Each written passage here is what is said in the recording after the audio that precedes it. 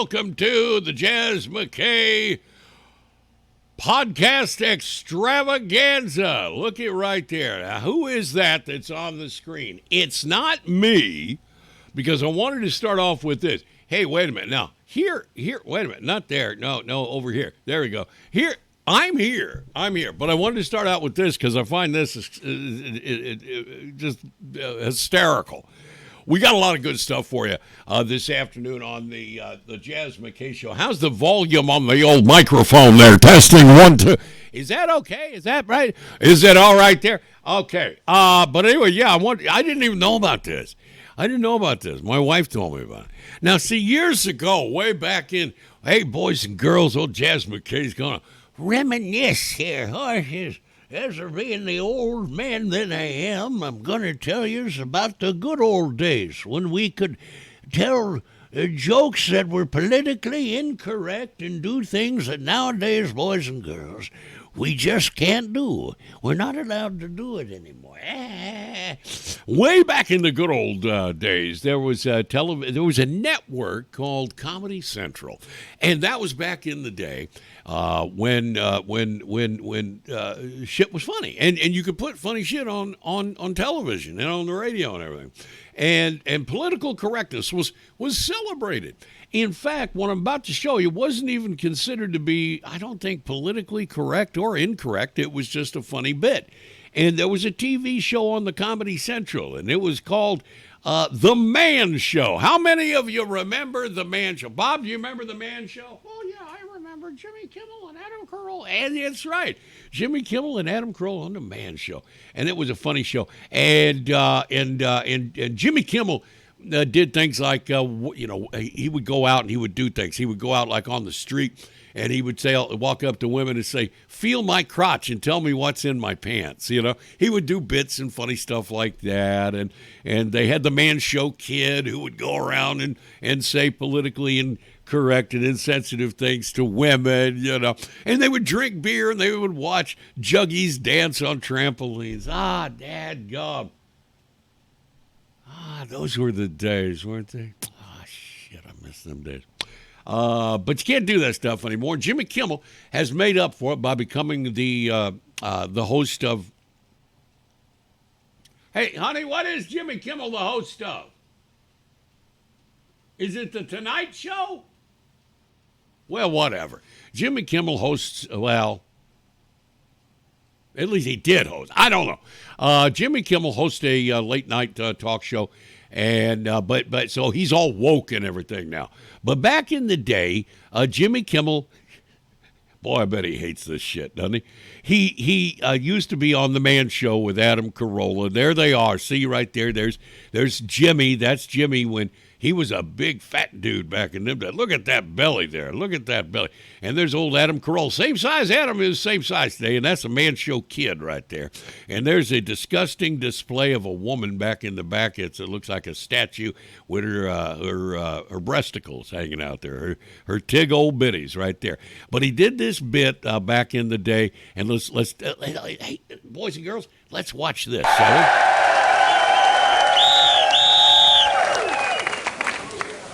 Sometime at night, Carl Malone look up in the sky and say, what the hell going on up there? Do UFO live on other planet, phoning home like E.T.?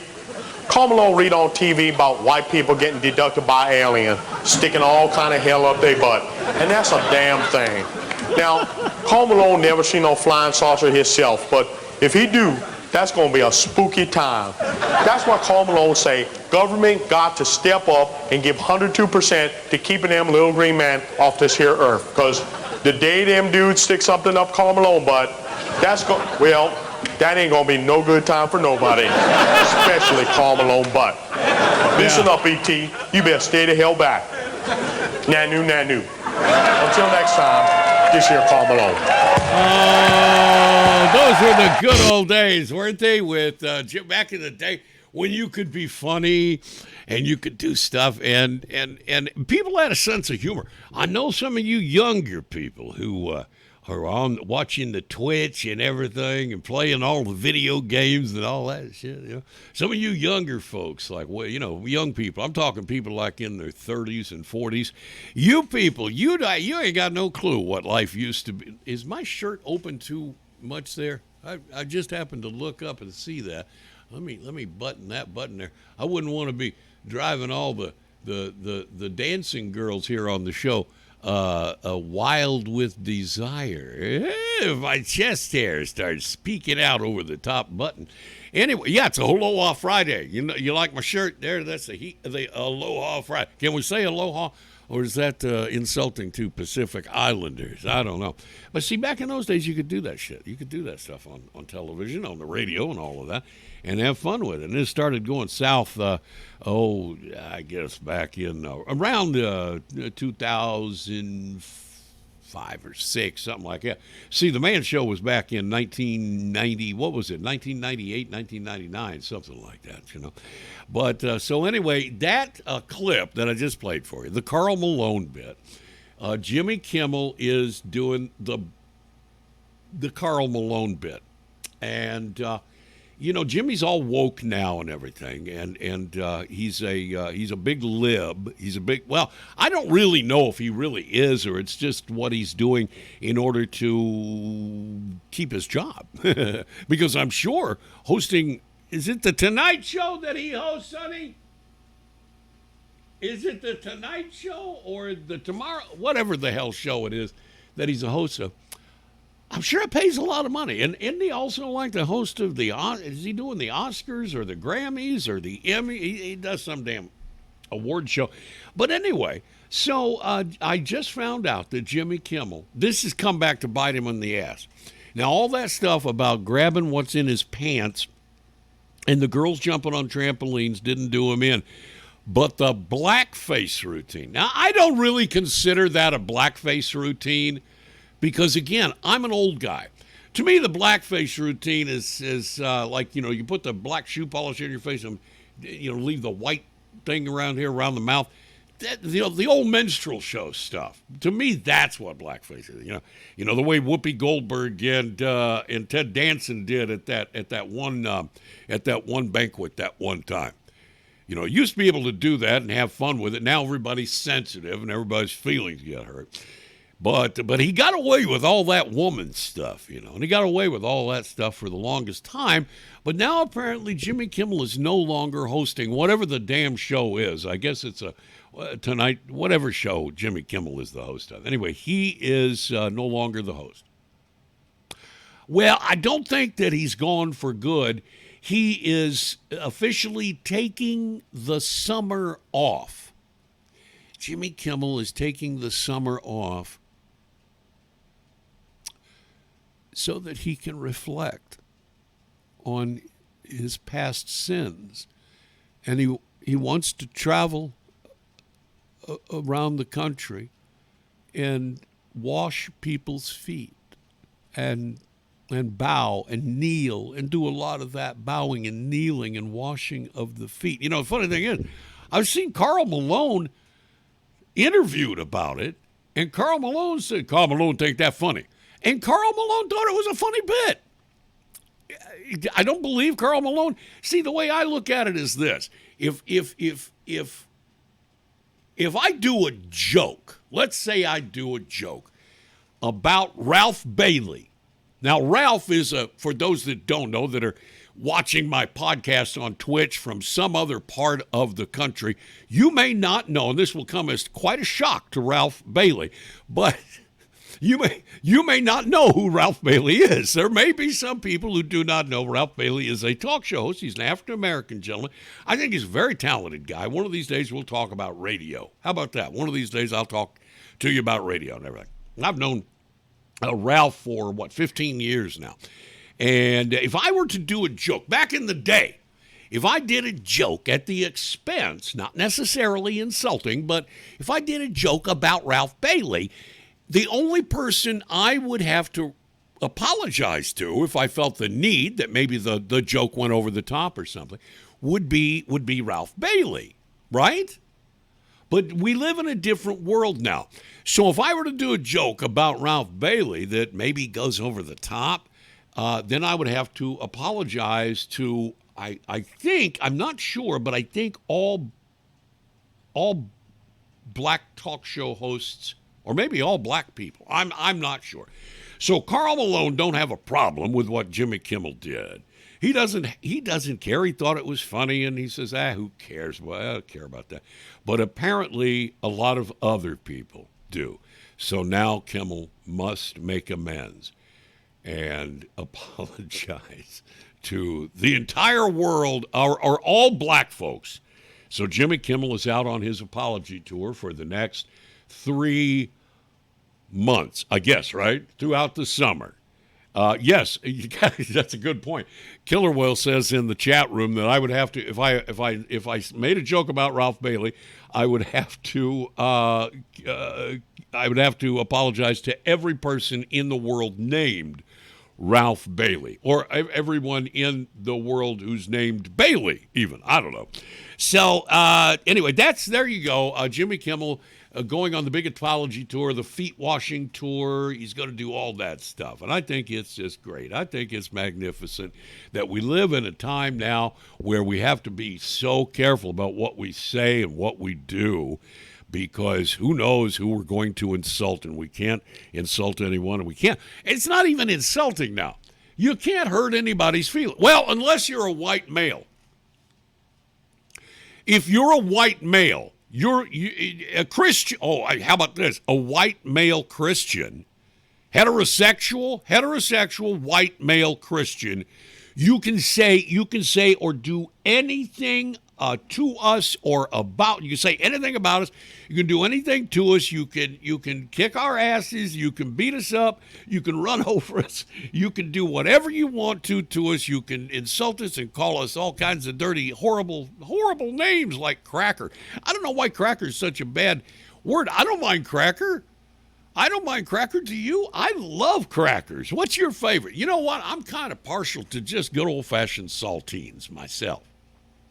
Although Ritz, every once in a while, I do like a Ritz cracker. And there is also the stoned wheat thins. Remember that? Are you guys old? You remember that? Stoned wheat thins. That was the cracker that we all snickered at when I was in junior high school, because that was the cracker that I remember when I was over at my buddy Rob's house, and we were stoned, and we got the munchies, and so we went to his mother's pantry and found a box of stoned wheat thins. I think that's what they called them, stoned wheat thins or whatever they were. And we got those babies out, and boy, they sure were good that afternoon. That and a big 2-liter of Mountain Dew, and you're man, I'll tell you, you're set. So yesterday we started the podcast. Wait a minute, let me get a sip off my coffee here. I apologize to you folks, but I just I'm on my second pot of coffee today. I'm on my second pot of coffee. Actually, I think this is, by the way, I wanted to thank Cindy over at Bear Mountain Sports. This is a Yeti. It was a gift from Cindy about a year ago. And I get so much use out of it. It's the medium-sized Yeti. And I love this one because it's perfect. It's just the right size for around the house. Keeps the coffee nice and hot. Keeps it nice and hot so I don't drink my coffee too fast, because if I'm drinking, because I love me some coffee, and the cooler the coffee gets, the more apt I am to chug it, kind of like Jimmy Kimmel and Adam Carolla used to do with those beers when the juggies were dancing, and they did the ziggy hi ho. But now that I put it in here, it stays hotter. I sip it more like you're supposed to do with coffee, rather than chug-a-lug it. So anyway, yesterday we started the show, and I think the story, Bob, was that from Oakland, the hate crime? Yeah, it was. Okay, Oakland was, it was Oakland. They found a noose. Oh, the noose they found in Oakland. Guess what?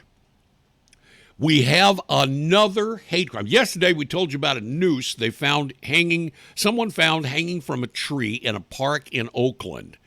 And, of course, the whole city came to a screeching halt and an investigation ensued. And the Oakland police determined that the noose they found hanging from a tree was actually a bungee cord that was hung up there by a black guy who uses it to swing from. He puts his foot in the loop at the bottom, and he swings from this bungee cord around like that there, you know. Kind of like I did when I was a kid whenever we were out and about late at night on a Friday night, and we'd sneak out and we'd go down to the school, and the flagpole, we'd unfurl the rope and the chain from the flagpole, and we would hold on to it and swing around the flagpole at 2 o'clock in the damn morning. That's how we had fun in Midland, Texas when I was 15 years old. So that's what this guy was doing. He had it hung from a tree. It was not a noose. It was a bungee cord, and it was just for swinging around on this tree. And it was a black guy that put it up there, too. He thought it was crazy that everybody was freaking out over it. Now we got another one. Guess what? I guess the day before yesterday? That would have been what? Wednesday? Wednesday, at a park in Harlem, a noose was found at a park in Harlem. I want to show you the picture of the noose in Harlem. I got to go over here, though, because I got to click on this and bring that up. Can you see that right there? Can you see that okay? See, the noose is hanging right here. You see this? I got my little cursor going around it. You see that? That's the noose that was hanging. This is in a park in Harlem. Let me show you here. These are columns. Okay, this is a building at what was it? At some park in Harlem. I'll get the article up in a minute, but I wanted you to see the picture. Now that's the noose, and if you notice back here, there's a building behind this here. Okay, and you can see it's a big open building, like a gigantic gazebo sort of a thing. And there's the tree, and there's the noose. See the noose? Oh my God, that is frightening, isn't it? Isn't that frightening, folks? That is the noose hanging from a tree in Harlem. So let me tell you what this was about. This was in, let me see, where was this? In Harlem. Oh, Marcus Garvey Park in Harlem. It was discovered, it was found hanging, actually it wasn't found hanging from a tree. Did a little investigation. First article didn't mention this, but the second article I read did. Apparently somebody was walking along through the park and they found that noose laying on the ground. And the guy tried to take a picture of it with his phone. The noose that I just moments ago showed you. And he decided that noose didn't look good. The picture didn't come out good. So he hung the noose up onto the tree branch and then took a picture of it and went and called everybody. I don't know who he called. He called the Hate Crimes Task Force in New York, right? Let me tell you something. One way, folks, to create a hate hoax, let me explain how this works.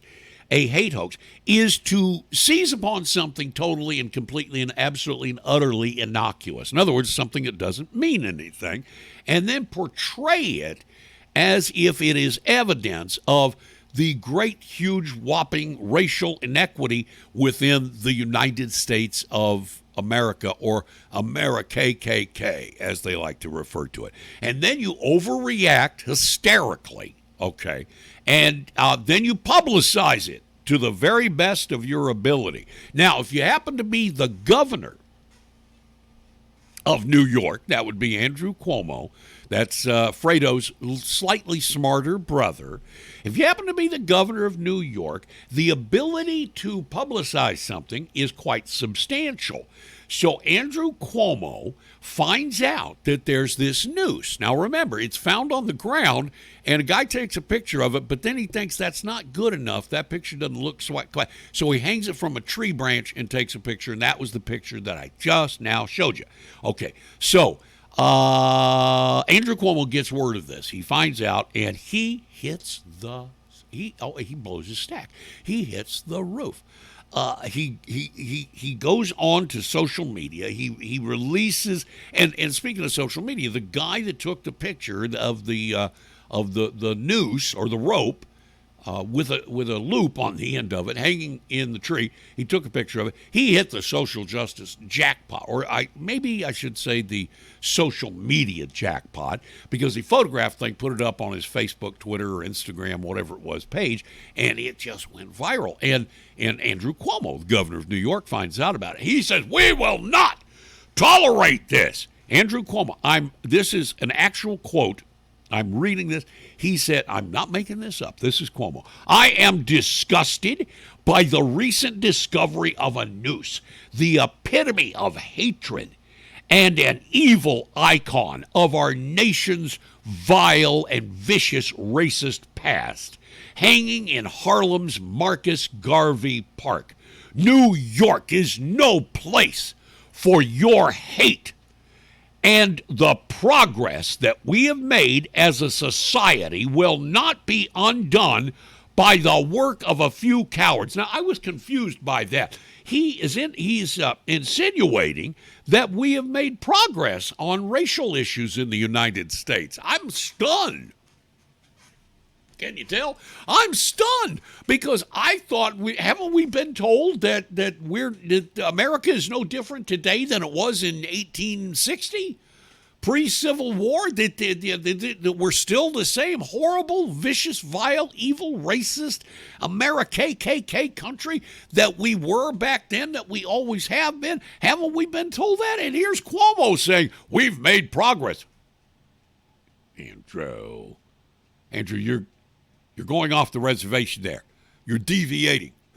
You're deviating from the normal, what we're supposed to say, what we're all supposed to say, that this country is inherently racist, always has been, always will be, and it's no different today than it was in 1860. Anyway, so Cuomo, first of all, this is happening in Harlem. That's in New York City.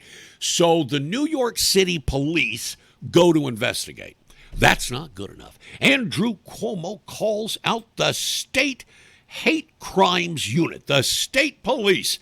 And so there they are. They're all in this park, the Marcus Garvey Park in Harlem. And they're all in there, and they're dusting the rope for fingerprints, and they're doing all the TV crews are set up, and they're filming it, and they're going live. Let's go for it. Here we are at Marcus Garvey Park, here live today, and there's a horrible sign of hatred. There's a horrible sign of hatred. The police, as you can see behind me, are investigating this noose that was seen hanging here, and black people are scared, and they're scared to death. They're not coming out of their homes. Someone is trying to lynch black people in Harlem. Oh my God. Back to you at the studio, Bob. We'll be right here in case there are any further developments. And they go back to the studio.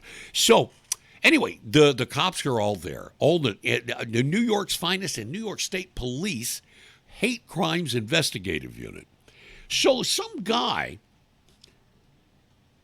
you notice I told you that I showed you there's a structure behind us, like a big gazebo, an oversized gazebo where they have little concerts and things like that.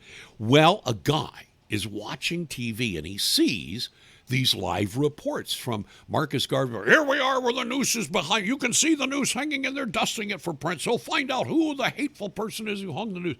So this guy sees it. He's a construction worker. He sees the noose. He goes, oh, shit. He's been working in the park on that building that's behind the tree. And they had a scaffolding up there. He freaks out. He runs down to the park, and he goes running in. There's cops everywhere. There's news cameras all over the place. And this guy goes running in, and he says, we had a scaffolding up here. And for the past 2 weeks, we've been doing renovations on this big-ass gazebo right here. And we were, because it's 3 stories high, this thing. So they had this big 3-story high scaffolding, right? And I'm sure all of you, right? You've worked a construction before, right? on a scaffolding? How do you get the tools? Let me ask you a question. Now, you're working on a scaffolding. It's 3 stories off the ground. You're in a park. You got the scaffolding up there, and you got to get up there to the top of the scaffolding. You climb up like this. You got your tool belt, but there's other tools, maybe heavier ones down below, that you can't bring up with you. Construction materials. Now, what do you do? How do you get your Yeti with the coffee? You don't want to spill it, so how do you get it up there to the scaffolding, up on the third floor or third level of the scaffolding? Do you know? You guys have all worked in construction before. Every guy has worked in construction at some point. We've all been on scaffolding. What you do is you take a rope. You make a loop in the thing, and you lower it down there, and they tie it around, let's say, like a bucket, like the handle of a bucket, and they put your coffee mug right inside the bucket, along with all the tools that you need up there, or whatever construction materials you might need, and you hoist it, up like this, and then you lower it back down, right? Well, this construction guy was the one. It was his rope. He looks at the rope and goes, yeah, that's mine. Thanks for finding my rope, guys. It was his rope. It wasn't a noose. But there again, this is the way things work, folks, in this great, huge, and wondrous world that we live in now. You find a rope laying on the ground. It looks like it could be a noose. So you take a picture of it. The picture doesn't look so good, so you hang it up on a tree branch. That's the part that got me. Take a picture of it. And the headlines that evening, New York Times, New York Daily News, New York Post, noose hanging from tree in Harlem at Marcus Garvey Park. And the police are all called in. All the NYPD is called in, and the New York State Police, which, by the way, I thought we were defunding the police department. How do they have not the hate crimes unit? They're not defunded at all. So there they are, hate crimes unit, state police, city police, everybody's out there. News crews are out there. And all it is a rope used in a construction project. Because that's the way it goes. Hey, think of it, man. They want to defund the police, but they waste so much time and money. How many crimes could have been prevented if the police resources were actually being devoted? That was 2 days, by the way. 2 days. It happened Wednesday. They didn't discover that the rope was just something used in construction. They didn't discover it until Thursday. Until late yesterday afternoon, when the foreman of the construction crew comes up and says, yeah, that's my rope. As a matter of fact, there's a tweet. I wanted to show you this if I can. Let me go back over here. I want to show you the tweet because this is the tweet from the Hate Crimes Task Force. They actually have a Twitter account, and I have to click on that and then come back over here to click on this. And if you look right here, that's their Twitter page. Yeah, NYPD Hate Crimes Unit. The NYPD Hate Crime Task Force investigated this incident thoroughly, talking about this article right here that's entitled Noose Found in Manhattan's Marcus Garvey Park. Okay? And so it's a local news channel, I believe. Let me click over here. I believe that's it. Yeah, Channel 11's news. Police find noose. It was actually for construction work. I just think that's hysterical. And so they tweet out, they say, yeah, the NYPD Hate Crimes Task Force investigated this incident thoroughly. According to the park director, it was actually left over from a construction scaffolding that was removed. Now look at this. That was removed in the fall. So the scaffolding and the construction actually took place last fall. Last fall? So like last October or November, and the noose has been, this so-called noose, this construction rope has been laying there ever since, and just now gets discovered. And it's not a noose. It's a piece of construction equipment. When was the last time that you heard of a hate crime? Remember all these things. They've been coming down for years. There are websites that collect these stories. I remember the one from the girl, I believe it was a university in Massachusetts, may have been Boston. There was a girl, and she came home and she found a noose. She's a college girl, black girl. She comes home and finds a noose, hanging from the doorknob of her dorm room. And so the college, the university, they got a hate crimes unit there. All universities have hate crimes units now, I guess. And so they, with the local police, start the investigations. And then finally, after about a week of investigating, somebody decides, well, maybe if we looked at the security camera footage, there's a security camera right up there. If we go back to the day that she found it, and we look, we might see who hung this little noose. It was actually just a string with a loop on it. We might find out who hung it from her doorknob.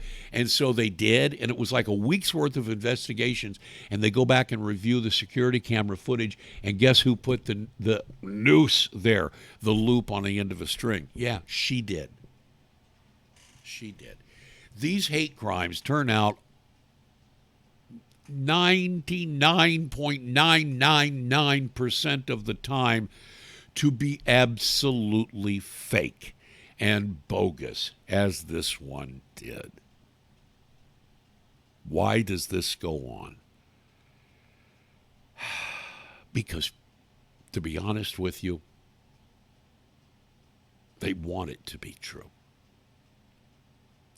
Because it justifies everything they're saying.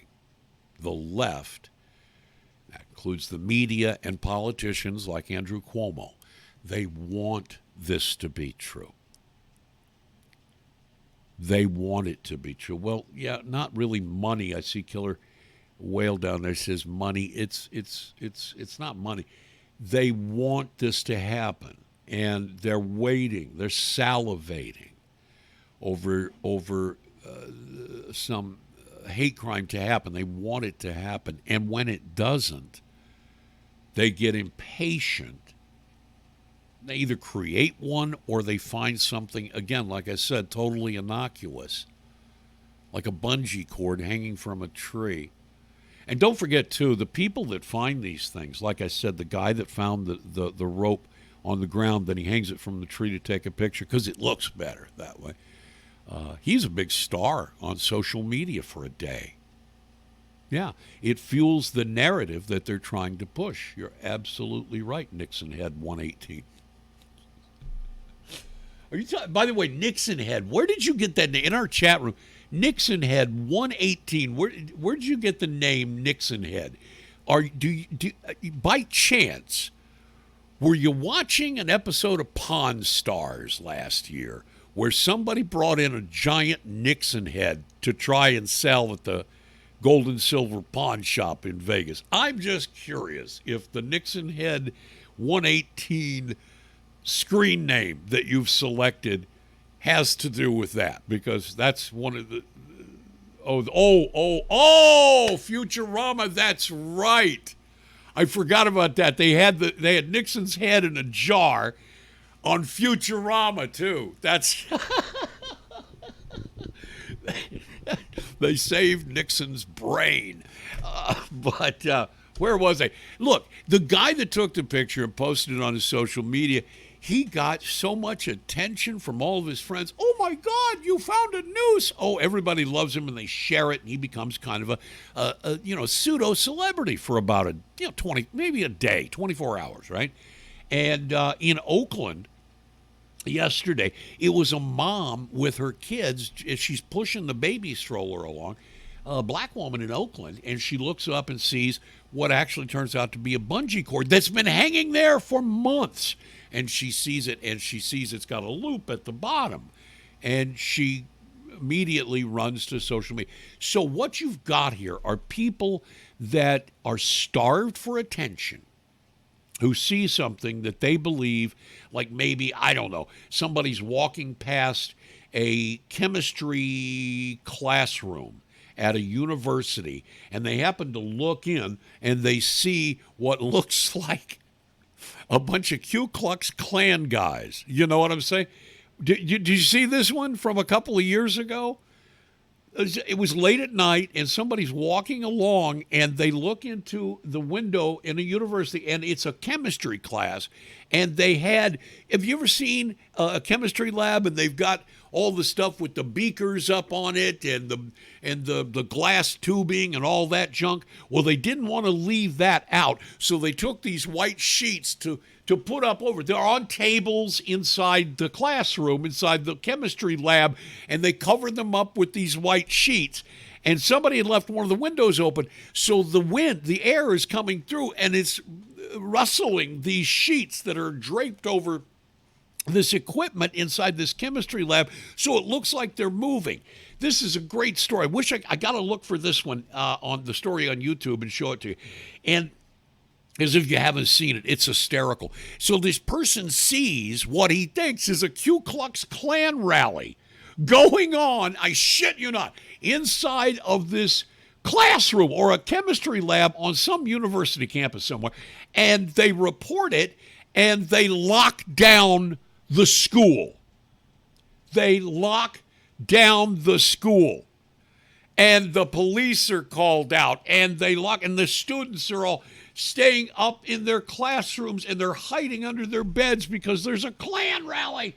The lady in Oakland, I'm being told, got a year's supply of diapers. There you go. That's what it is. You get a year's supply of diapers if you find a noose hanging from a tree somewhere. I mean, it's crazy, but folks, you got to know why people are motivated to do it. Part of it is, the biggest part of it, really, honestly, for the people that find it, is social media. They want to take the picture. They want to be the one that gets all the attention. That's what's driving it. Now, as far as somebody like Cuomo, grabbing a hold of this thing and making such a big deal out of it, that's obvious. Politicians, he's got an agenda. The media, they've got an agenda. They want it to be a noose. They're dying for it to be a noose, but it never is a noose. You would think they would learn. You would think by now they would not overreact, and they'd say, well, wait a minute, maybe it's not a noose. Maybe it's a bungee cord that somebody swings from the tree on. But we can't have it that way. We can't have it that way. You know what? I'm a little perturbed about something. This, real quick before I move on, and I'm coming over here to another page because I wanted to make sure I got all the details on this correct. Here's the headline. Gavin Newsom issues statewide mask order. You did see this, right? Gavin Newsom says that we, as Californians, must wear our masks at all times. I don't have my mask. I actually don't know where the hell the masks are. I think my wife's got them stashed away somewhere. I should be wearing my mask, but all I've got is a Kleenex. It's not used. It's safe. Gavin Newsom says that you must wear a mask at all times. He said, they asked him, said, you mean at all times? He said, yes, at all times. Even in your own home, he said, well, maybe not, but we'll see. So, yeah, they're even considering, Californians, according to the SanLuisObispo.com newspaper website, must wear masks indoors at all times under a mandate announced yesterday by Governor Gavin Newsom. It is being mandated or dictated, because after all, what do dictators do? They dictate. Not to a secretary, they dictate to you what the hell you're going to do to slow the spread of COVID-19. Hey, wait a flippin' minute here. I thought the COVID was over because the protesters for 3 weeks are out protesting and, burning buildings and all that kind of stuff and setting cars on fire and beating the shit out of shop owners and stuff like that. And we were told that, hey, look, at least they're wearing masks. Yeah, they're not social distancing, but that's okay because protesting's more important than COVID-19. Now COVID is back. Now it's a big deal. Now it's a big deal again. The new rules require you to wear a face covering when you're riding in a taxi cab, when you're riding in an Uber or a Lyft, when you're taking public transportation, when you're standing in line to get into a building, when you're walking through a common area like a hallway, a stairway, whether you're on an elevator or standing in the middle of a parking garage, you must wear a face. Would this do? Would a Kleenex tucked up under my glasses? Somebody get me, Bob, get Newsom on the phone right away and ask him if this is okay. Here, take a picture of me and tell me, and text it to him. Is this okay? This is a face covering, isn't it? Was there, not a COVID cough right there. This is a face covering. I am wearing, it's a dadgum face covering. Is this good enough? The new rules require that you will go to jail if you don't wear a dadgum face covering. It requires everybody at work, at play, or shopping. If you're in a building or anywhere else other than your own front yard, I guess, you must wear a face covering. If there are no other people present within 100 yards of you, and you won't go to jail, but you'll still get a damn ticket. Good heavens. Now we're back to COVID again? You know, this is what I was telling people the other day. I was talking to a buddy of mine, Paul, and Paul said, all of a sudden, COVID's nothing anymore. This is back there in the riots. You know, we were having the riots every night. And he said, now all of a sudden the riots and everything like that, nobody's talking about COVID, nobody's social distancing. Half the people in the riots aren't wearing masks, but if they are, they're wearing masks to hide their identity so that they can't be, identified when they go and firebomb some police van or something. And I said, you just wait. I told him, excuse me. I said, you just wait. They're going to take this and run with it.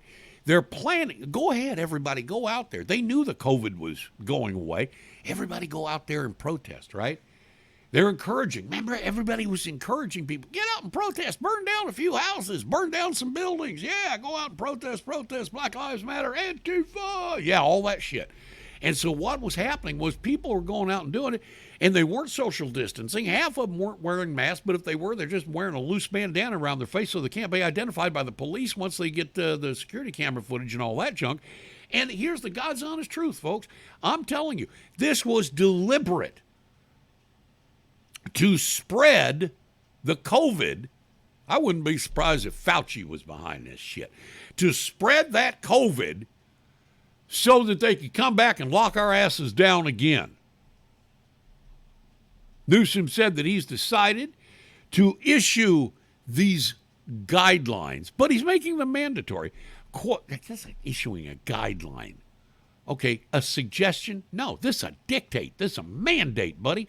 Because he said, we are seeing many people with faces uncovered. Yeah, in the streets, burning down buildings and looting and shit. Newsom, you son of a bitch. He said they're putting people at risk, and the real progress that we did have is now all gone. So we got to start all over again. We just opened the bars and the restaurants and shit.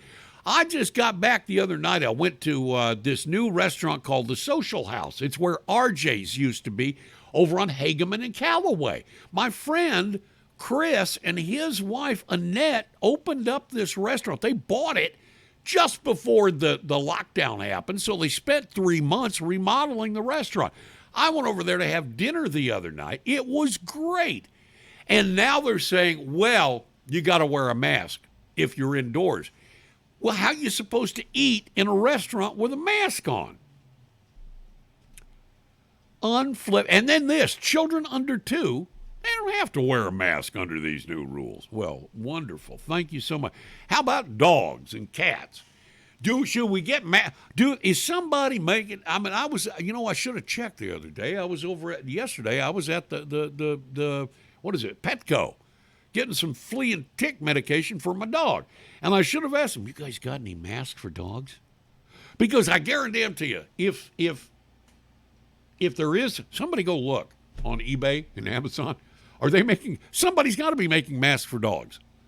Go look and see. Some entrepreneur out there, because you know these people over on the coast, it ain't us here in Bakersfield, believe me, but the people over on the coast, oh, hell yeah. Those mask Nazis over on the coast, they'd buy those masks for their dogs in a heartbeat, and their cats and all that shit. You know they would. They're such mask Nazis. I mean, they'd do that for sure. Oh, good Lord. I mean, at least I had a reason to put that up there. Anyway, it's crazy. Here is, I wrote an open letter, and I don't know if I should show it to you. To Newsom. Did you guys see my open letter? I posted it on Facebook. I sent it to the dadgum newspaper that shall remain nameless, and I asked them if they would publish it as an open letter to Gavin Newsom about this new mask order, and I haven't heard back from them yet. I don't know if they published it. Did you, Killer Nixon Head and the rest of you? Did any of you see?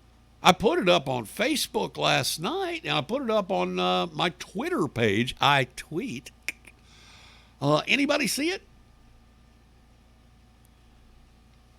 Anybody see? I wrote a really nice, I thought it was really well done. I wrote a really nice open letter to Gavin Newsom. And I think that I tried to be as thoughtful with it as possible and really express myself. I mean, after all, he's the governor, right? He's the governor of of the state I live in, unfortunately, California. And I think that we should let him know how we feel about stuff. You haven't seen it? Well, I don't think they published it at the newspaper because it's not on their website, and I'm sure they would have at least put it on their if it was going to be in the newspaper, it would at least be on their website. So I don't think they published it. But I'll tell you what, let me get it out here, and I'll show it to you. I tried to keep it short and simple. I just wanted the governor to see it and realize that I have a responsibility to let you do too, to let our elected officials know how we feel about what they're doing, the job that they're doing. And Gavin Newsom is the elected governor, unfortunately, of the state of California, which unfortunately I happen to reside in. So I wrote this letter, and I tried to keep it nice and simple and short and concise and to the point and really express exactly how I feel. You want to see it? Do you? Okay. Look right over there. Okay, I'm gonna slide over here to get out of the way, and I'm gonna put a screenshot. Okay, this is a screenshot of my letter. Let's get out of the way here.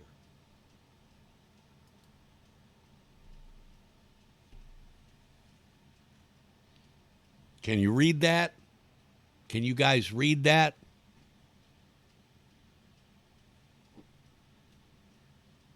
Here, let me bring it over here to the center of the screen. There you go. That's my open letter to the governor. Dear Gavin, should I read it to you?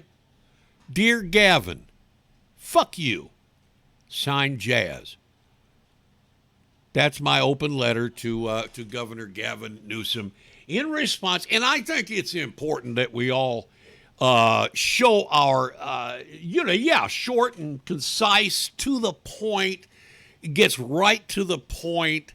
Let these elected officials know how you feel. It's our responsibility, people, as citizens of the state of California. I encourage everybody out there to do the same.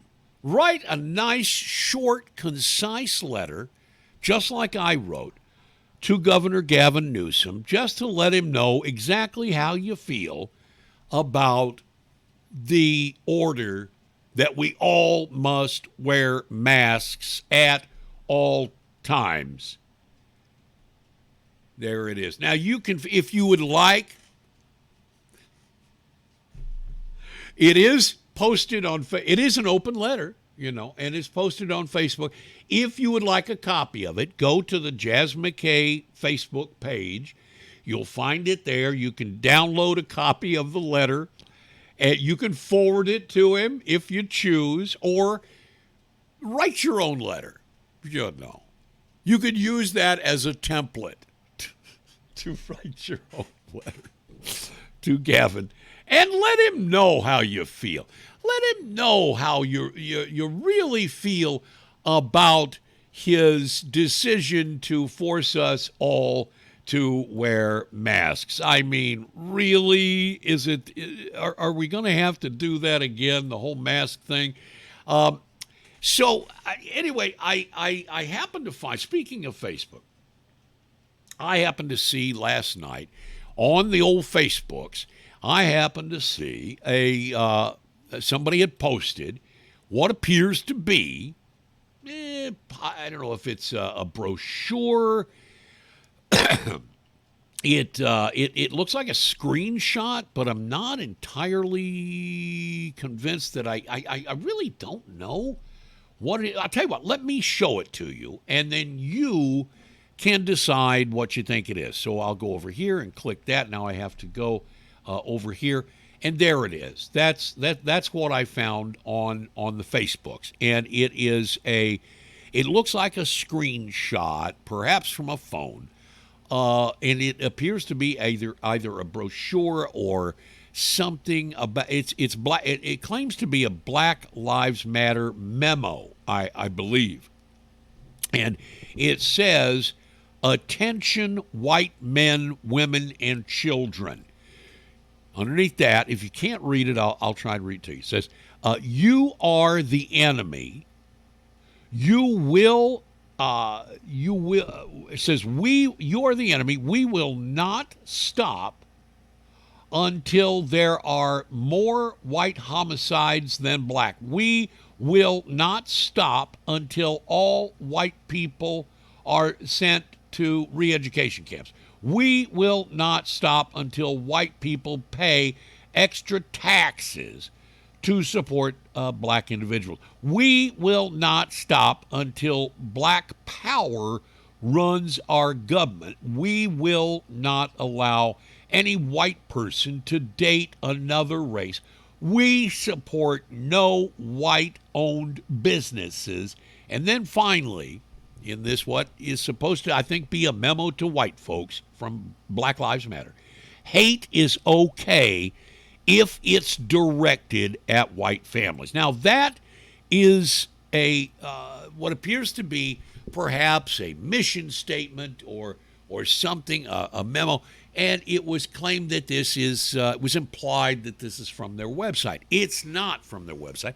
I shared it, though, with the question. I said, I don't think that this is legit. I really don't. I said, I doubt that this is from any official Black Lives Matter website, but what I do not doubt is that that is exactly how a lot of people in that group feel.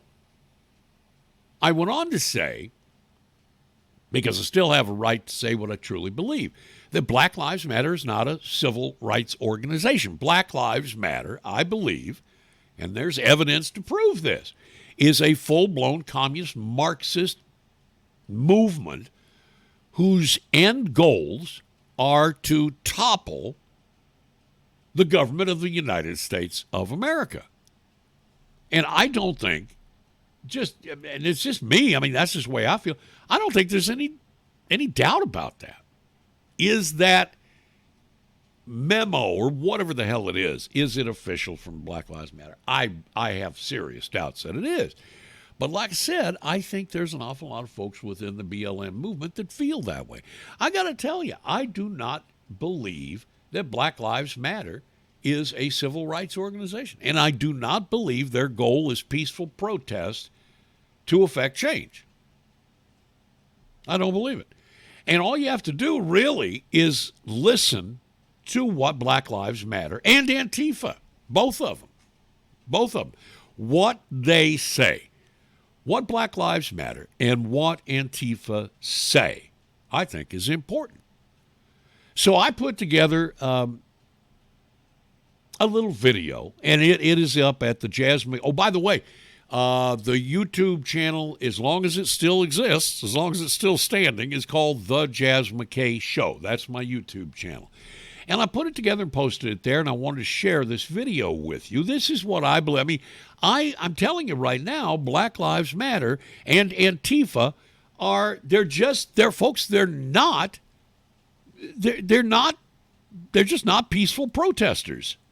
They're just not peaceful protesters.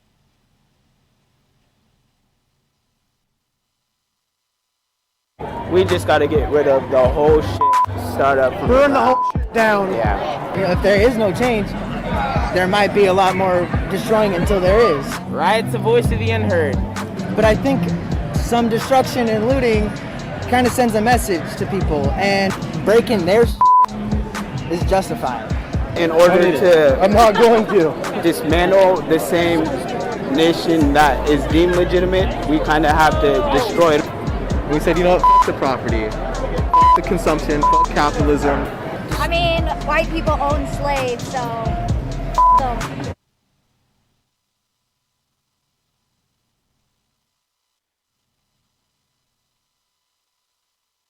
Every single day that I show up here, I'm not here to peacefully protest. I'm here to disrupt until my demands are met.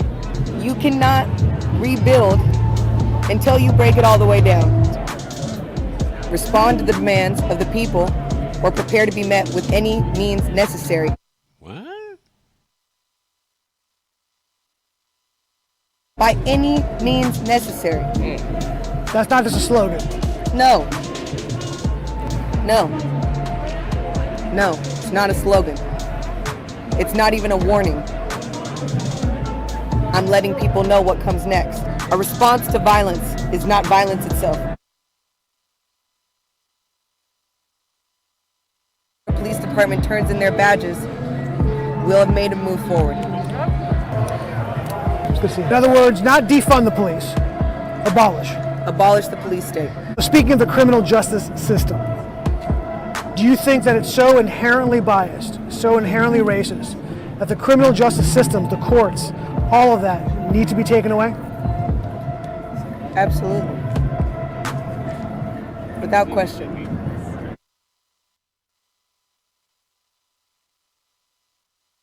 And then what? Again, you're asking a question that cannot be answered. Again, you're asking a question that cannot be answered. The unraveling that happens to that system is also exactly what will fuel the black minds and the black bodies that will recreate a new world. You have people still bitching about 9/11. Unbelievable. One act of terror. Do you feel like an American? I am an African brought to America.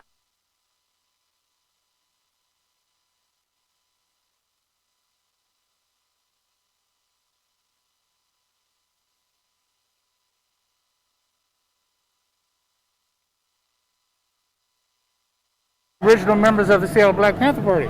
Do you feel like the revolution that you started is on the right track? I think it's taking a turn in the wrong direction, honestly. This precinct here is needed because there are a lot of people that need police assistance. Who are they going to call? But you know what? We didn't go around and smash them and burn them out and things like that. It just didn't happen. So I think unlike today, shutting down the streets and calling this some kind of autonomous zone is a bunch of bullshit. Yeah, I could not agree with that gentleman more. It is a bunch of bullshit.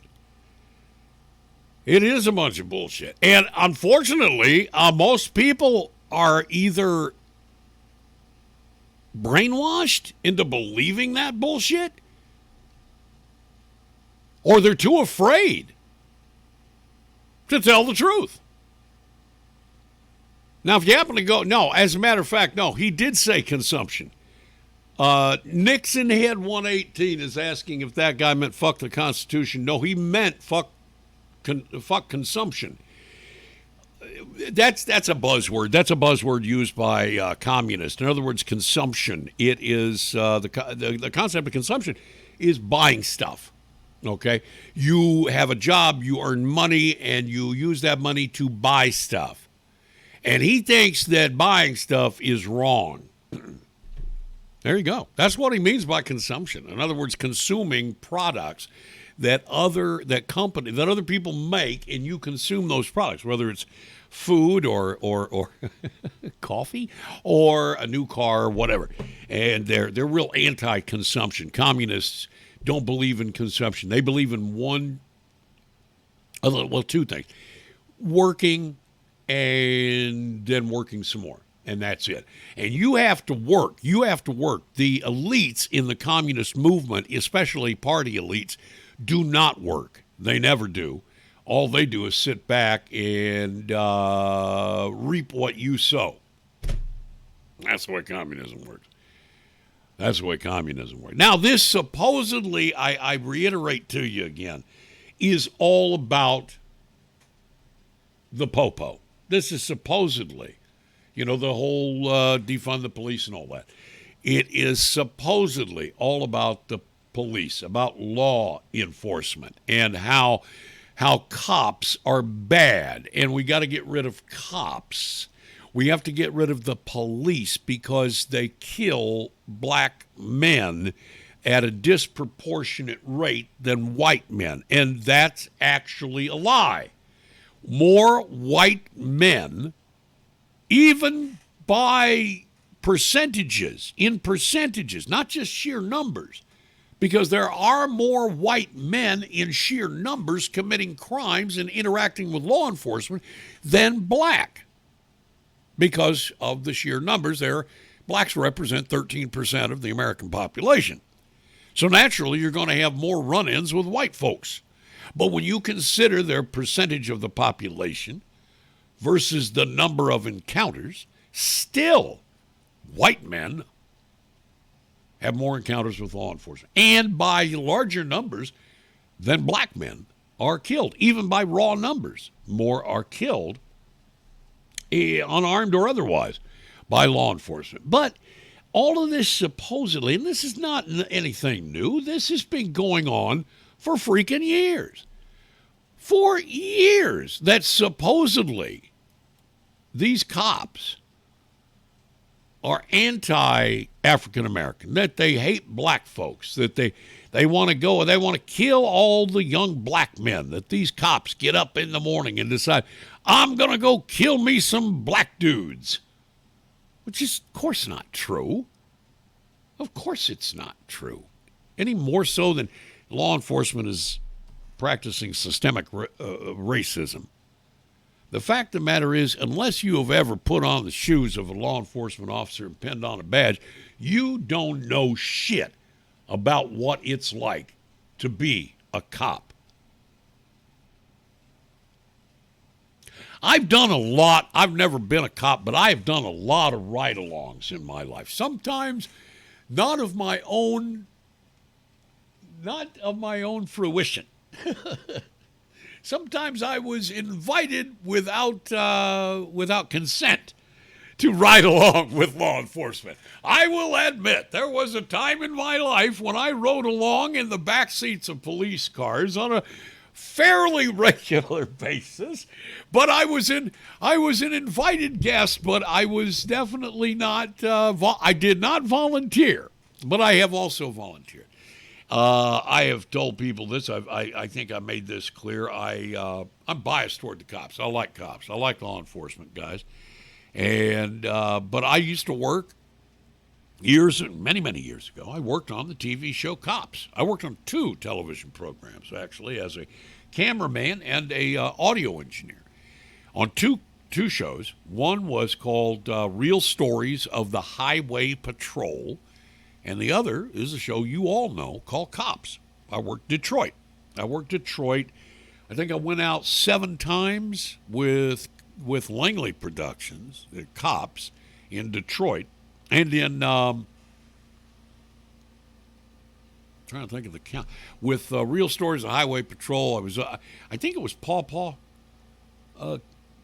County in northern Michigan. So anyway, I did about 12 episodes of Real Stories of the Highway Patrol and about 7 episodes, I think, of Cops. And so I did a lot of ride-alongs with these guys, and I got a chance to see. And I've done ride-alongs besides that experience, but I've gotten to see exactly what they go through, what they put up with. I still don't know. I mean, one of the best examples of what a law enforcement officer's see you, Papa Smurf taking off there. See you later, Papa. One of the best quotes I've ever heard from a cop was actually a friend of mine. This was a guy I knew in Cleveland, and I actually put him on my. I met him actually doing an interview with him, and we became kind of buddies. And I asked him during the interview when I first met him, I said, "Sum up law enforcement in one or two sentences." And he thought about it for a minute, and he said, being a law enforcement officer is 98% boredom and 2% sheer terror.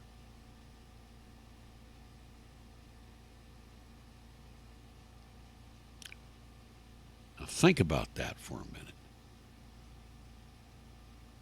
98% of the time, a cop is going about a very, very mundane routine. Especially at the end of a shift when you have to file all your paperwork and all that junk, all your reports and all that. But then there's that 2% of the time when you roll up on a call maybe for a domestic dispute. You don't know what you're walking into, and you get to the front door, you knock at the door, and some big son of a bitch comes running out with a butcher knife heading right towards you. Or you get a report, you get a call, you go on a call about some suspicious-looking character in a parking lot in the middle of the night. Looks like he's casing out cars. Maybe he's going to steal a car. Your job is to, you and I, our normal reaction to something like that is to grab the phone and call the cops and then take the fuck off. A cop's job is to go right into it. Go face to face with the dude.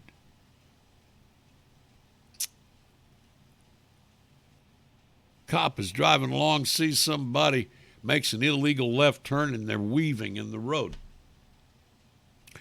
Lights them up, tries to pull them over, do a basic traffic stop. Are they drunk? Or what's going on here? Got to pull them over. You don't know what the hell is going to be behind that wheel once you get them pulled over.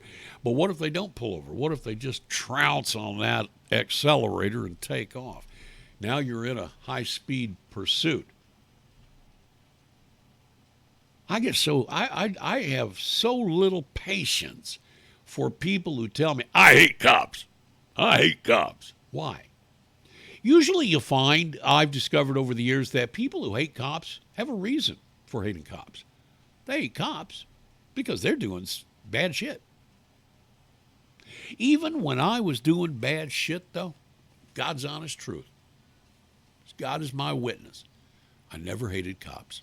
I have never hated law enforcement, police, popo, cops, the fuzz, whatever words you want to use. I had somebody chide me the other day because I called them cops.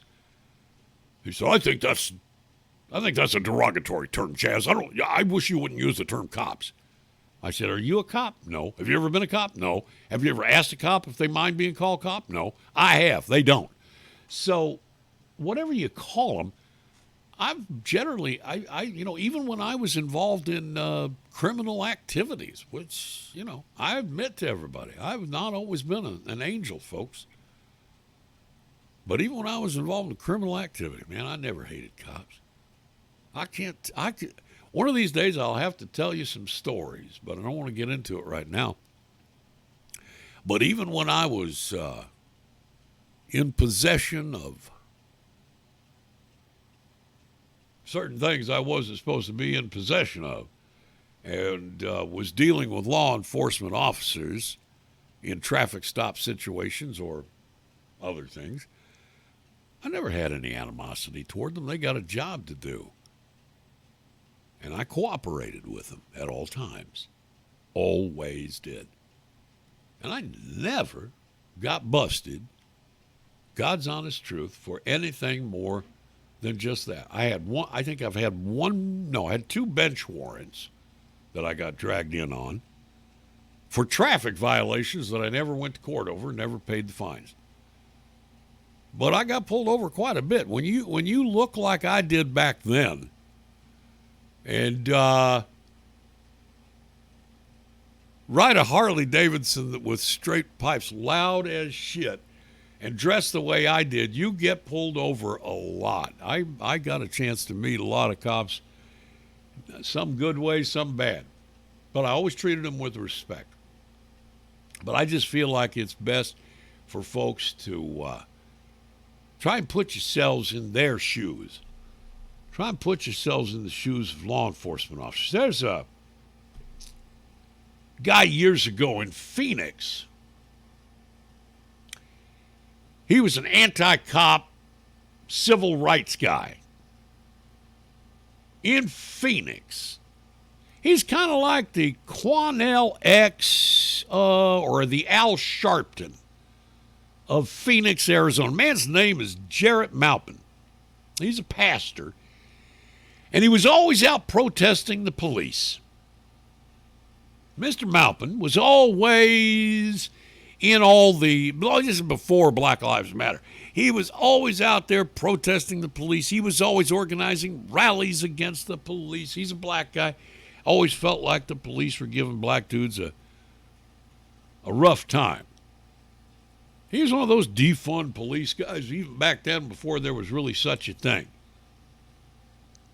He was always mouthy, always appearing on television, doing interviews. Well, Phoenix PD one day says to him, why don't you come out here and do some training with us so you can see what it's like to wear a badge and carry a gun? If you think that being a cop is so easy, come do one of our shoot, not shoot exercises.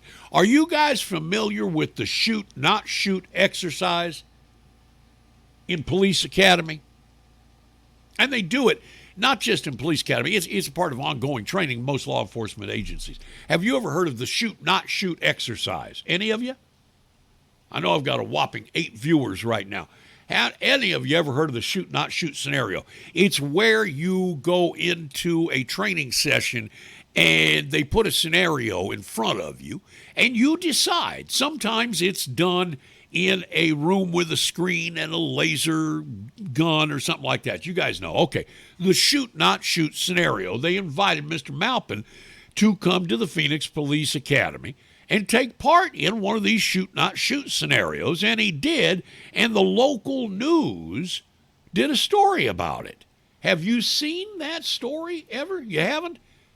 Check this out. This is an activist who don't like the popo taking the challenge in a shoot, not shoot. Tonight at 9, he is one of the most outspoken critics of police use of force here in the Valley. But he gets some on-the-job training about use of force tonight. Very interesting stuff. Reverend Jaz McKay led protests and marches after Phoenix police shot and killed an unarmed man. Well, tonight he gets a chance to experience the split-second decisions that police have to make when encountering a suspect. And our Troy Hayden was right along with him tonight getting the training as well. This must have been eye-opening. It was a really interesting experience. You know, we've all watched those protests all over the country after police officers are accused of shooting people who aren't armed. But what would happen if one of those protesters felt what it's like to wear a badge and then be put in a life or death situation himself? So I'm going to have you put the holster on right inside your belt loop there. Jaz McKay gets his weapon. You might recognize him as a high-profile organizer in the minority community.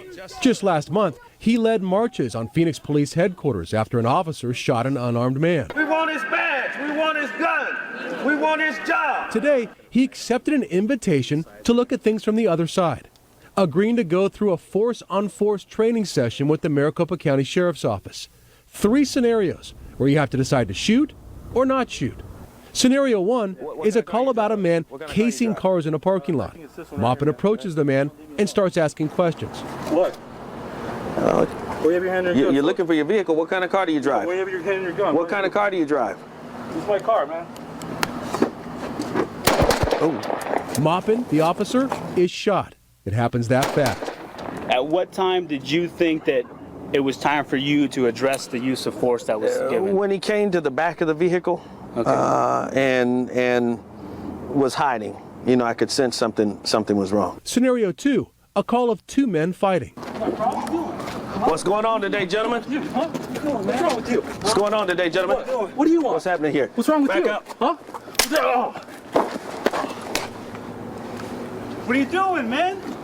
Hey! Hey, he shouldn't approach me. He shouldn't approach me. He shouldn't approach me. He shouldn't approach me. What happened in there? Yeah. What are you doing? You just shot him?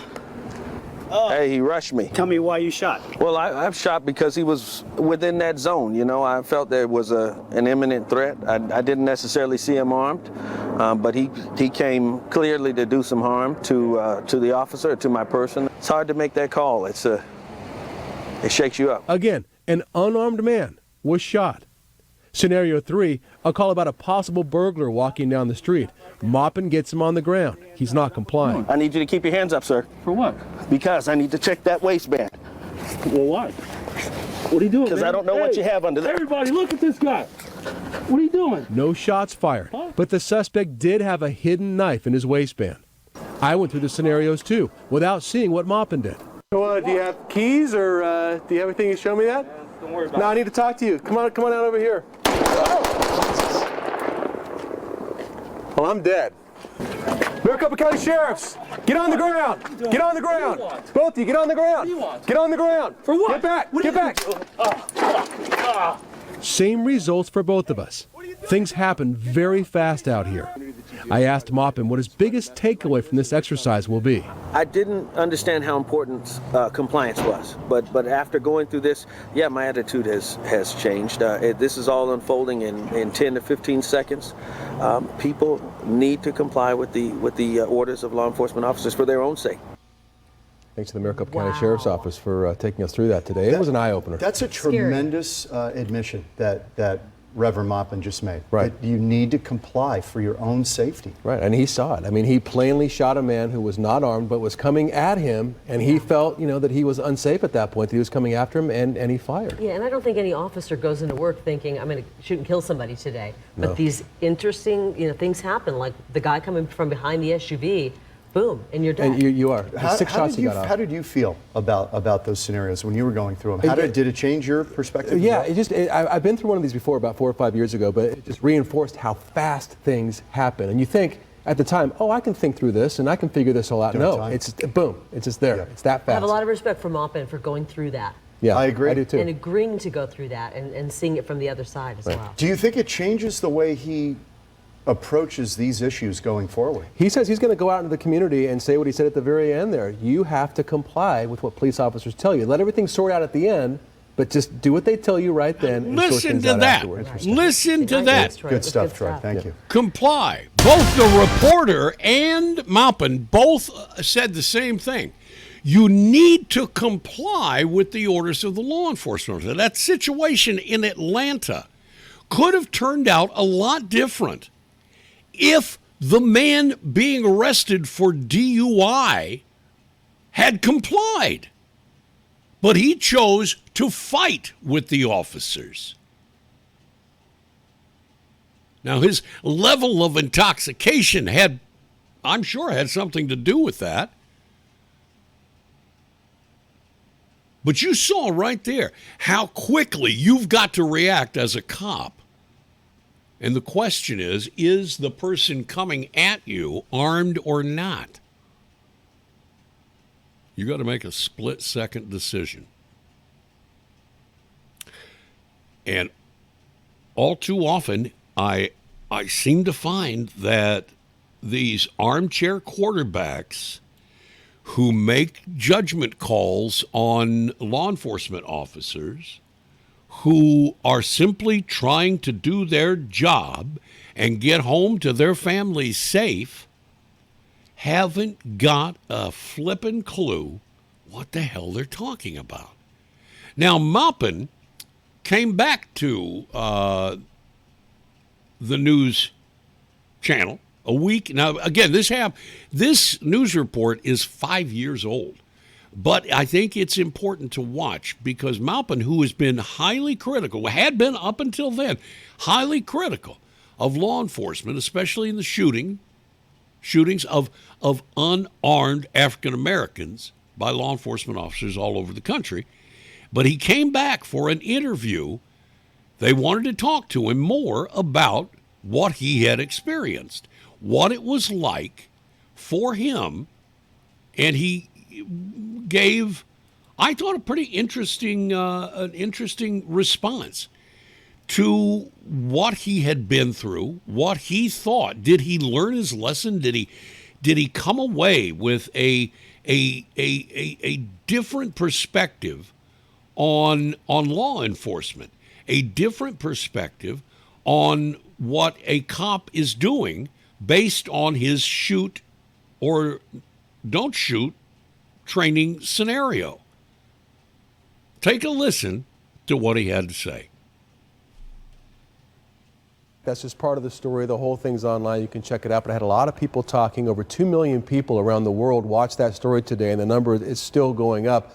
Other law enforcement agencies around the country also seeing it, many of them tweeting out the story to people, their followers who are following them on Twitter, including LAPD. Here's a tweet here. It says, great segment by Fox 10 Phoenix. Civil rights activists experiences shoot or don't shoot scenarios there. And then Major Max Gueron from the Dallas Police Department.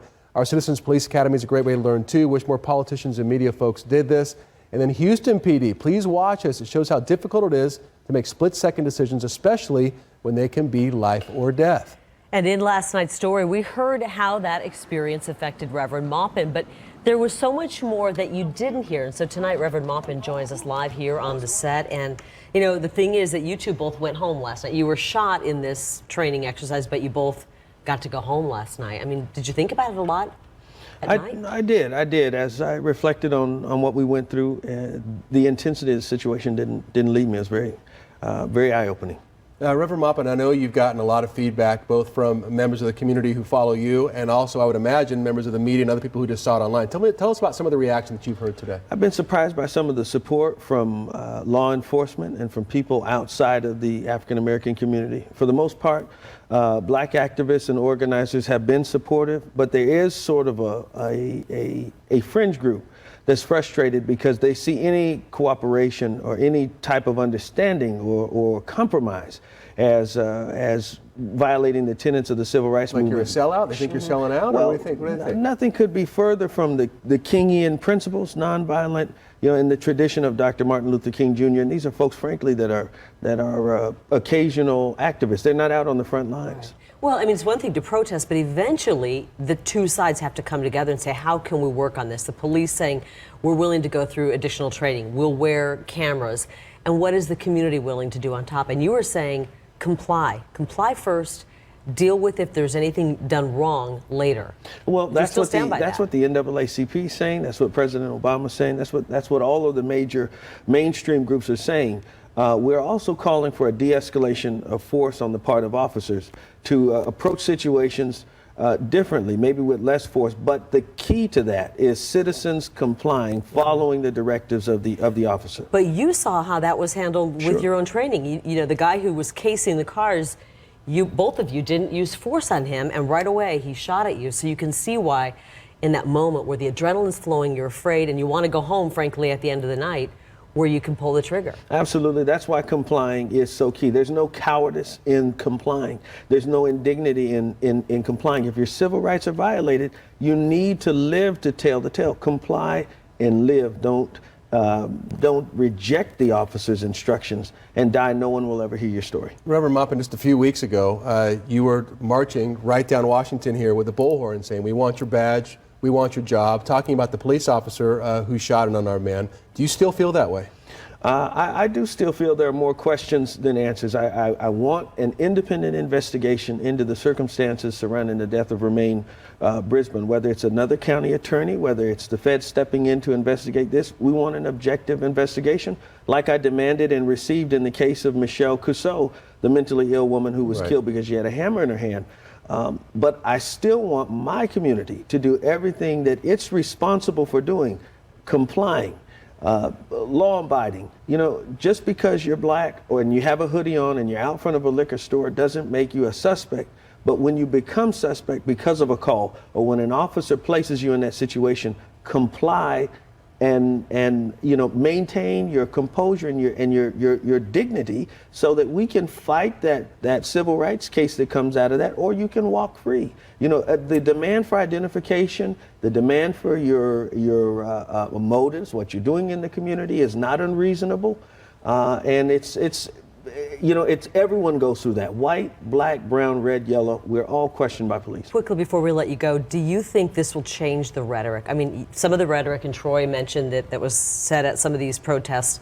Would that change now after you've walked a mile kind of in their shoes? We have protests and protesters, we have outrage, but there still has to be solutions. The police aren't going anywhere, black people aren't going anywhere, people aren't going anywhere. We have to work together and find compromise, policy change, policy reforms. And if you don't go through the training and you don't put yourself in their shoes, how can you relate to them? Right. That's the challenge. A lot of respect that you did that. Yeah, really appreciate you going through this with us yesterday. I think it did open some eyes, so thank you. Reverend Maupin, thanks so much. All right, so again, if you'd like to watch the entire story, it's what you about saw 3 minutes there long. We posted it on our YouTube was page. a black civil rights activist who's been critical of law enforcement,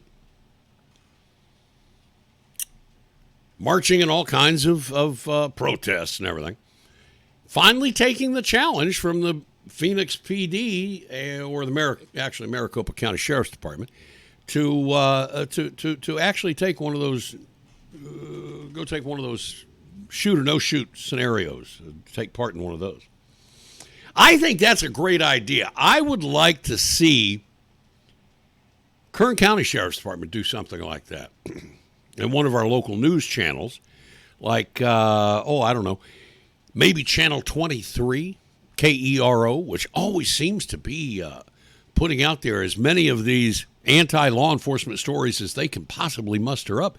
Let's take a couple of them folks and put them in one of those shoot or no shoot scenarios. See how they do. Second-guessing law enforcement, which is what's going on right now. I don't think there's any second-guessing George Floyd's situation in Minneapolis. I don't think there's any second-guessing there. That was just flat-out wrong and totally fucked up. Atlanta, the funny thing is, the charges against the law enforcement officers, 2 cops in Atlanta, are more severe than the charges filed against the cop that killed George Floyd. Don't forget, you got a district attorney in Atlanta who is he's up for re-election, okay, in a runoff election, actually, I believe, and he is facing, I think, 3 or 4 sexual harassment and sexual assault charges. This is the district attorney. Keep this in mind, of Atlanta. He is also facing charges of corruption where he's being accused of stealing. I want to say, if I remember right, wasn't it like $60,000, $70,000 from a local charity? So if anybody is interested in maybe changing the subject just before the election and getting some street cred by overcharging these officers in Atlanta, it would be this dude.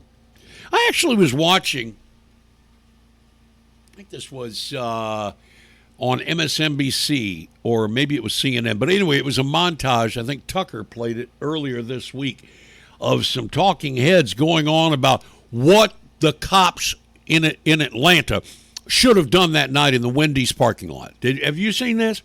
These guys and these gals who know nothing, have no flipping clue what it's like to be in law enforcement, suggesting, I mean, it's as bad as those people who go on and on and on about, why don't the cops, instead of shooting the person with a gun, and we're not even talking about unarmed shootings, shooting of an unarmed guy, a guy with a gun. He's coming at the cop, and he's got a gun, and he's coming at the cop like, I'm going to kill you. I'm going to kill you, cop.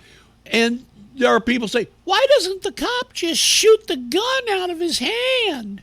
I'm going to kill you, cop. I'm going to get you. You're a dead man, you cop, you. I'm going to kill you. Shoot the gun out of his hand like they do on TV.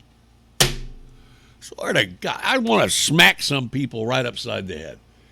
Well, these folks, I think it was yesterday or day before, it was like a montage of experts talking about what the cops in Atlanta should have done. And one of them said, why didn't they just let that man walk home? Sure, he was drunk, but he wasn't driving. What? He fell asleep in the front seat of his car in line at a Wendy's. He wasn't driving. Well, he had to have been driving to get to the Wendy's in the first place. Well, why didn't they just let him walk home? He wasn't far from home. He could have just walked home. Walked home? First of all, he broke the law. Guy broke the law. He drove drunk. Number one. Now, can a cop let somebody go who's been drunk driving? Kind of depends on the cop. It depends on the scenario. It depends on the law. But it also depends on common sense. What if they had just said, okay, I'll tell you what, you leave your car here and you just walk home. And he goes walking home. Gets halfway home, gets hit by a car. Maybe he's wandering into the street because he's drunk. Gets hit by a car, gets killed, or gets maimed. What happens next? Those cops get sued. The Atlanta Police Department has to deal with a lawsuit because then the family would be saying, why didn't you arrest him for drunk driving? Why did you let him walk? And they got run over and killed, or even run over and maimed, and he can never walk again. They sue the cops, and they sue the police department. Actually, cops are generally immune to such lawsuits, but it does happen. It does happen. So let him walk home. Well, that's not even, or how about this? Okay, you just leave your car here and you walk home. And he starts walking, the cops leave, and he's walking, he's looking over his shoulders, he's walking along, and he looks over his shoulder, cops are gone, and he hightails it back to Wendy's, gets in his car, takes off, now he runs over somebody. Or he gets in an accident. He could get in an accident, get injured, and he would have a lawsuit against the cops for not taking him to jail for DUI. Do you know how this works? And I'm sitting there watching these idiots on CNN going on and on. Well, they should have just let him walk home. Are you that dumb? Now, first of all, he broke the law. He was drunk driving. He got to the Wendy's and he passed out in line in the drive-thru. So he broke the law. Maybe they could have let him go. Now, there is a way they could have done this, okay, where at least he couldn't have come back and driven the car. Now, they can't keep his keys from him, I don't think. Maybe they take keys, give it to somebody in the Wendy's and tell them to hang on the keys, don't give them to. But still, then you're involving other people. You can't do that if you're a cop. I was in Miami. This is back in the early 90s, okay, in Miami. I had a buddy named Keith. And Keith, man, Keith could drink. Keith and I both could drink. We were both highly professional drunks. We were out at a nightclub or a bar somewhere, and we're coming home. Keith was driving. And we're on the freeway, and Keith's got that little Nissan pickup truck up to about 80, 90 miles an hour. I know, right? A Nissan pickup truck going 90 miles an hour. He had that thing pegged. So anyway, lights end up coming up behind us. Oh, shit, we're getting pulled over. So Keith pulls over. Cop gets out of his car. Keith's lit. I mean, he's 9 sheets to the wind. So am I. But the cop didn't want to arrest us. Right? Pretty cool. He didn't want to arrest, well, not us, because I wouldn't have gotten arrested. But he didn't want to arrest Keith. He didn't want to arrest him. No, he said, I'll tell you what, we're 100 yards from the exit, literally 100 yards from the exit of the freeway to get to Keith's apartment. And it's right down the exit to that street there. You make a right turn, that first apartment complex, that's where Keith lives. The cop says, you guys just walk. You just go and walk, leave the car here, come back, pick it up tomorrow. And Keith, being a mouthy son of a bitch, says to the cop, oh, yeah?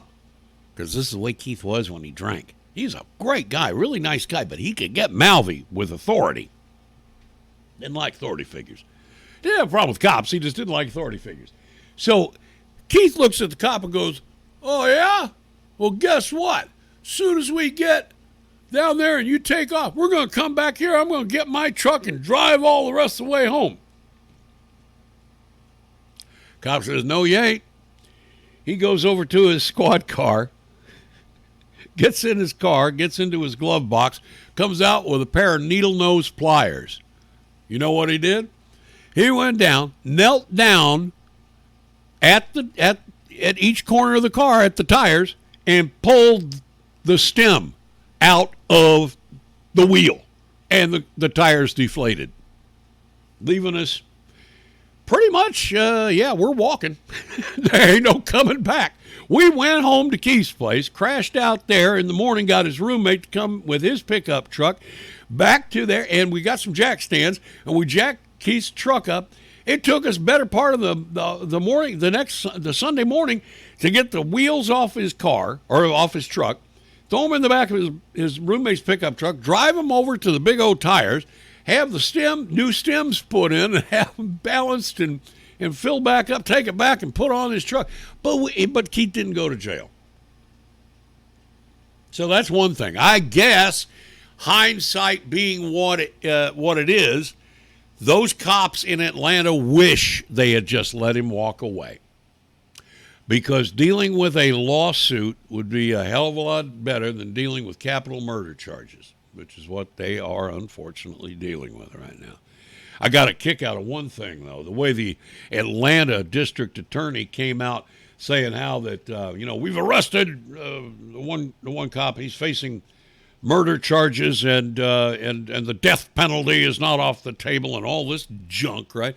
And then he turns and says, and the other cop, the one that didn't shoot the guy, is cooperating with us and is going to turn state's evidence against the cop that's arrested for murder charges. No. I don't know where he got his information, but that other cop, he's not testifying for the state. That ain't happening. And by the way, all cops out there, I God Almighty appreciate what all you guys do. Big supporter of law enforcement here, but I don't blame you if you stay home and you call in sick. I don't blame you. This is bullshit what's going on in Atlanta, plain and simple. Absolute bullshit that this district attorney is charging these cops the way he is, in such a way that he is. These charges are bullshit, especially with what we know about that district attorney and the fact that there's no getting around it. This dude is doing this for political reasons. I wanted to play one last thing for you before I get out of here and get on with the rest of my Friday. Father's Day coming up Sunday, by the way. Happy Father's Day, Daddy. I love you. Father's Day on Sunday. I want one more thing I want to play for you. This kind of ties in with Father's Day. One of my, you know how there's little memories that you have from your childhood, little tiny insignificant things that you wouldn't think mean anything, but for some reason it sticks out in your head. I remember as a boy getting up in the morning, getting ready for school.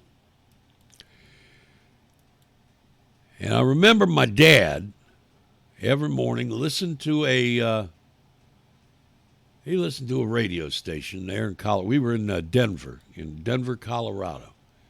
And I remember my dad listened to this one radio station. This is back in the 1960s, late 60s.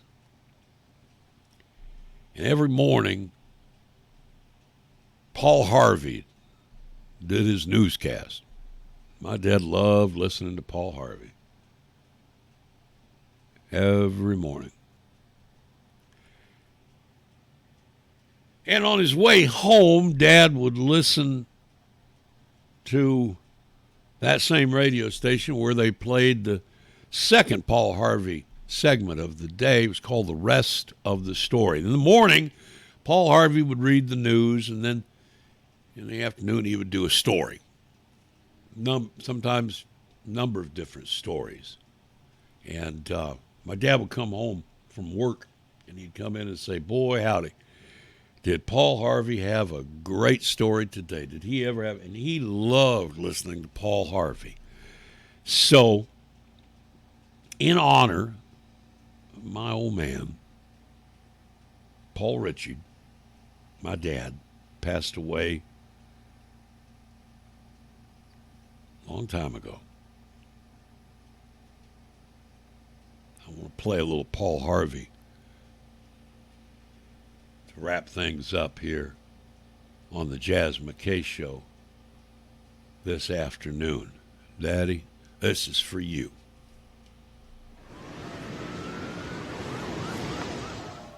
Policeman. A policeman is a composite of what all men are, I guess, a mingling of saint and sinner, dust and deity. What that really means is that they are exceptional, they are unusual, they are not commonplace. Buried under the froth is the fact, and the fact is that less than 0.5% of policemen misfit that uniform, and that is a better average than you'd find among clergymen. What is a policeman? He of all men is at once the most needed and the most wanted, a strangely nameless creature who is sir to his face and pig or worse behind his back. He must be such a diplomat that he can settle differences between individuals so that each will think he won, but if a policeman is neat, he's conceited. If he's careless, he's a bum. If he's pleasant, he's a flirt. If he's not, he's a grouch. He must make instant decisions which would require months for a lawyer, but if he hurries, he's careless. If he's deliberate, he's lazy. He must be first to an accident, infallible with a diagnosis. He must be able to start breathing, stop bleeding, tie splints, and above all, be sure the victim goes home without a limp. The police officer must know every gun, draw on the run, and hit where it doesn't hurt. He must be able to whip two men twice his size and half his age without damaging his uniform and without being brutal. If you hit him, he's a coward. If he hits you, he's a bully.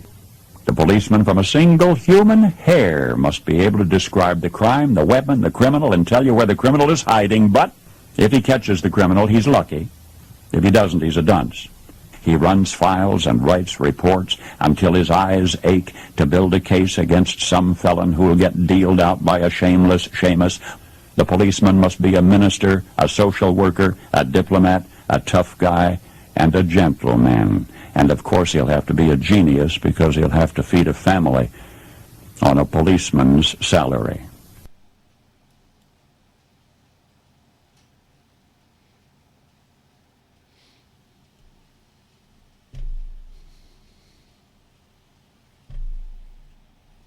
Yeah, hats off, man.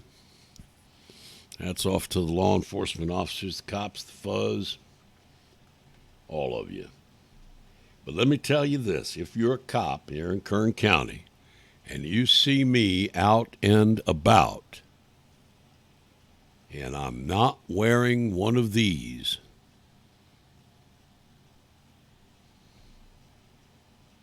you're going to have to take me to jail because I ain't going to do it.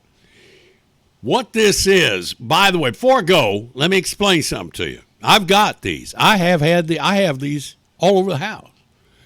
Mostly I have these in the kitchen or in the great room in the back there where Laura and I like to watch TV and eat dinner. This is not a mask like so many people are wearing nowadays, and Governor Gavin Newsom, who, by the way, I wrote a letter to Gavin Newsom. Did y'all see my letter? I wrote an open letter to Gavin Newsom about this executive order that we all wear masks, and there it is, right there. That's my open letter to Gavin Newsom. You can find that on my Facebook page. If you'd like to copy and paste, go right ahead. You can use. That's my open letter. I tried to get the newspaper that shall remain nameless. I was hoping they would print it. God, I feel faint already. Breathing your own expelled breath is not exactly good for you, especially when you have a heart condition like I do, plus COPD. But anyway, these things do come in handy, and I'll show you what I do with them right here. This is what I do with these masks. There's a use. There is a use for them. And right there it is. It's a beard bib, folks. Any of you out there, especially those of you with a full, healthy beard like this one, know what it's like to sit there eating spaghetti in your easy chair, watching Fox News at the end of the day. Wife makes some delicious spaghetti, and you're sitting there twirling it around with your fork. You put it up there, and some of it dribbles onto your beard. That's not good. So we here at Jaz McKay Allied Industries Incorporated have decided to start marketing the Jaz McKay beard bib. Now, we haven't got these exactly they're not available yet, but they will be soon. The Jaz McKay beard bibs. We will have these available on the Jaz McKay Allied Industries Incorporated website, and they're going to be customized, and it's going to have this design on it right there. That's the design that we'll be printing on the Jaz McKay beard bib. These are great for keeping your beard nice and clean when eating chili or soup or some other delicious food. Now, I mean, there's a lot of dadgum delicious foods out there that you want to be able to eat, but you just, you got the full beard and all that, and you're worried that you're going to get it on your beard, and, you don't want that. That's not good. You don't want to get it on your beard, so what you need is a Jaz McKay Show beard bib. We haven't got them finished yet. We're going to make them up. They'll be $19.95 for a box of 50 of them. So we'll have those available. No, wait a minute. That's too cheap, Bob. That's too cheap. I agree. We're going to have to charge a little more than that. But the Jaz McKay Show beard bibs, we're going to market these on our Jaz McKay Allied Industry Incorporated website. Well, that's just about going to do it there, folks. That's going to wrap it up here for the program this afternoon. I do greatly appreciate you joining us and being a part of the festivities here, and we hope that you will share. Right down below, there is a little button that says share. And we're not talking about Sonny and share, but if you go down there and hit that button, I greatly appreciate it. And share this show in its recorded form with your friends on Facebook. Don't forget that when the show's live, you can also share the show. But anyway, so go make sure you do that. Go to my Facebook page, check that out. Be sure and go to my YouTube channel, The Jaz McKay Show. That's on YouTube. And we're going to go out today with the Jaz McKay Show Fabulous Dancing Babes as we say adios to you. Have a great weekend. God bless America. God bless our law enforcement, and death to the New World Order. See ya.